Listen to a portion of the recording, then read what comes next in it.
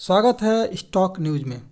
Adani Wilmer company इस समय share market में लिस्टिंग इसकी हो चुकी है और इस बार जब इसकी लिस्टिंग हुई है दोस्तों, तो निवेशकों को जैसे रिटर्न की उम्मीद थी वो रिटर्न नहीं मिला है और निवेशक ज़रूर इससे निराश होंगे और निराश होना भी चाहिए, क्योंकि अडानी की जो भी कंपनियां हैं जब भी शेयर मार्केट में इनकी लिस्टिंग हुई है वो बेहतरीन प्रॉफिट दी हैं और प्रॉफिट मेकिंग कंपनियां थी और प्रॉफिट मेकिंग शेयर भी बना और निवेशकों को झोली भर भर के पैसा मिला। लेकिन दोस्तों इस बार जो है अडानी विल्मर के शेयर में हमें वैसा परफॉर्म करता हुआ दिखाई नहीं दे रहा है, वैसा हमें रिटर्न हो देता हुआ नहीं दिखाई दे रहा है, जिस कारण कि इस बार जो है निवेशकों को थोड़ी सी निराशाजनक हाथ लगी है। तो आइए दोस्तों आज हम इन्हीं अडानी विल्मर पर चर्चा करेंगे कि जानने की कोशिश करेंगे कि इसकी कमज़ोर लिस्टिंग क्यों हुई है।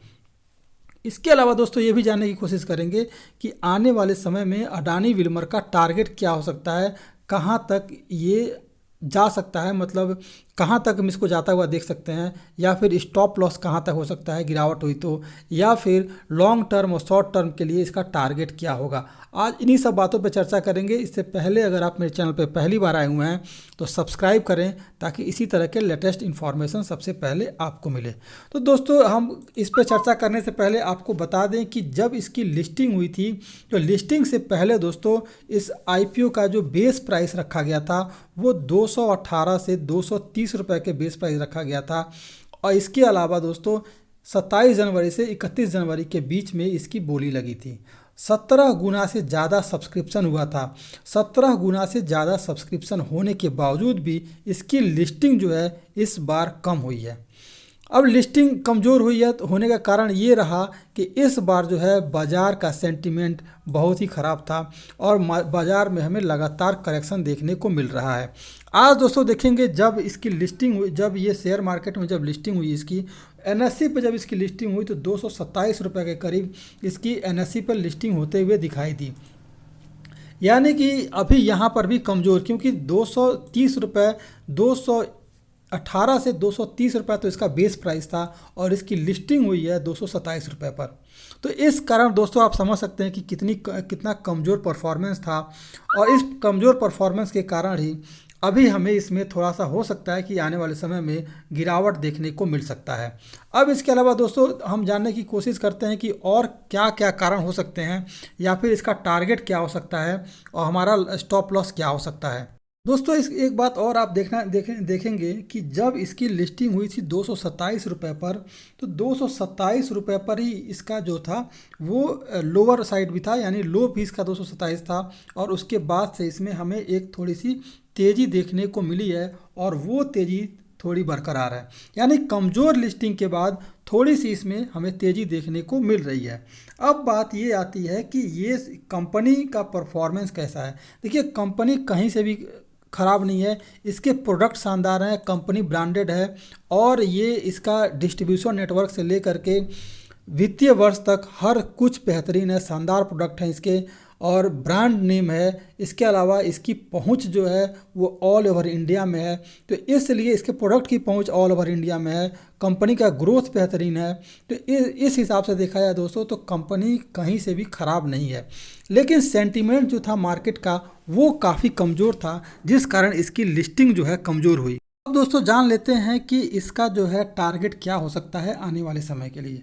तो दोस्तों अगर आप शॉर्ट टर्म के लिए इन्वेस्ट करना चाहते हैं तो हम तो यही कहेंगे कि इसका 280 रुपये पर आप प्रॉफिट बुक कर सकते हैं। 280 रुपये पे आप प्रॉफिट बुक कीजिए। अगर आप लॉन्ग टर्म के लिए लेना चाहते हैं और थोड़ा सा होल्ड करना चाहते हैं तो 300 से लेकर के 320 का टारगेट रखिए। और इसके अलावा दोस्तों अगर आप स्टॉप लॉस लगाना चाहते हैं तो 200 रुपये पर स्टॉप लॉस लगा सकते हैं। इसके अलावा दोस्तों अगर बात करेंगे इस कंपनी के बारे में तो कंपनी का फंडामेंटल बेहतरीन है, कहीं से भी कंपनी ख़राब नहीं है। इसके दमदार परफॉर्मेंस रहे हैं और इसका जो वित्तीय वर्ष भी रहा है वो भी बेहतरीन रहा है। तो कंपनी कहीं से ख़राब नहीं है, कंपनी में इन्वेस्ट करने लायक है और उसमें भी अडानी की कंपनी है। तो अडानी की कंपनी ऑलरेडी बहुत बेहतरीन होती हैं, जितनी भी कंपनियां हैं इनका ग्रोथ भी बेहतरीन हो रहा है।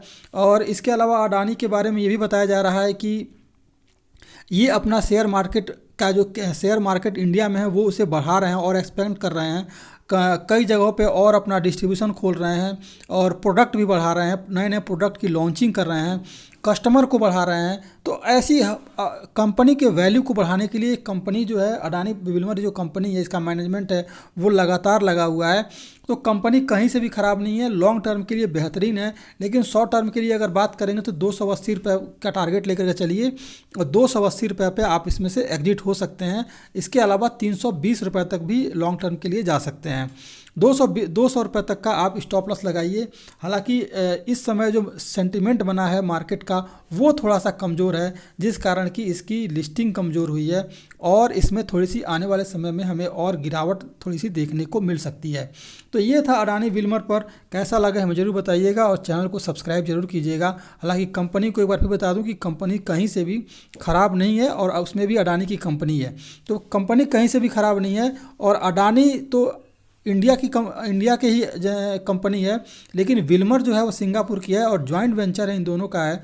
तो अडानी विल्मर नाम से ये कंपनी की स्थापना हुई है और कंपनी इस समय लिस्टिंग हुई है। अब तक के लिए बस दोस्तों इतना ही। कैसा लगा एनालिसिस ज़रूर बताइएगा और चैनल को सब्सक्राइब जरूर कीजिएगा।